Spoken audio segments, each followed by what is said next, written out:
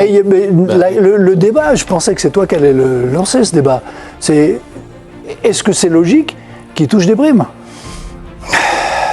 Libération, hein. Oui, c'est pour ça. C'est pour ça, je me dis, si lui, il le lance Kylian Mbappé en avait parlé à l'époque, puisqu'il avait un peu mis les pieds dans le plat. Et en fait, il avait quand même soulevé un point que j'avais trouvé relativement intéressant. Alors, il faudrait quand même que... C'est-à-dire qu'en fait, il refusait certains sponsors. Il avait décidé d'avoir que 5 sponsors à titre personnel. Oui. Et le ticket d'entrée, c'était 6 millions.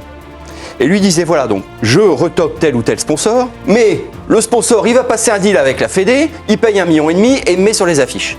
Donc, il semblait pas normal, si vous voulez, qu'il se révolte contre cet état de fait et qu'il se dise c'est une façon de contourner. C'est pas le débat. Hein. Non, mais si, ce que je veux dire, c'est que il crée de la valeur, lui-même crée de la valeur, le joueur crée de la valeur. Oui, non, mais il crée de la valeur pour qui?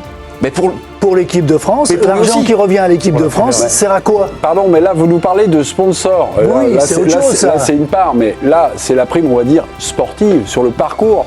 Raymond, vous êtes je soulève, je vous attendais de Libération, c'est un journal qui a plutôt le cœur à gauche, donc on va dire sur la répartition. Plus l'équipe de France va loin, plus la fédération touche. Et que ce soit au niveau des droits TV, que ce soit au niveau, enfin, tous les aspects qui englobent. Moi, je suis d'accord. Est-ce que ce serait anormal que le joueur récupère quelque chose sur ça? Pour moi, c'est normal. Pour moi, c'est normal aussi. Non, attendez, par rapport à ce qu'ils gagnent maintenant dans leur club, je veux dire, l'équipe de France a une valorisation de ce qu'ils vivent quand ils viennent là. C'est un plus pour eux.